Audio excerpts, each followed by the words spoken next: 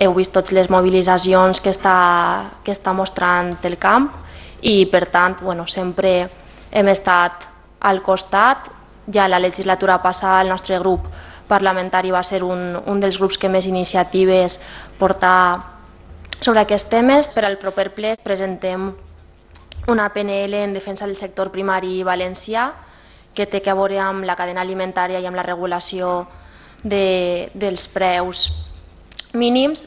Demanem amb aquesta PNL la formació d'una mesa conjunta en defensa del sector primari i sobretot per començar a tractar tot el que suposa millorar tant la justícia com la transparència en la cadena alimentària i apostar per començar a desenvolupar una llei de preus mínims perquè tant agricultors, ramaders com pescadors puguen cobrir almenys els preus de costos.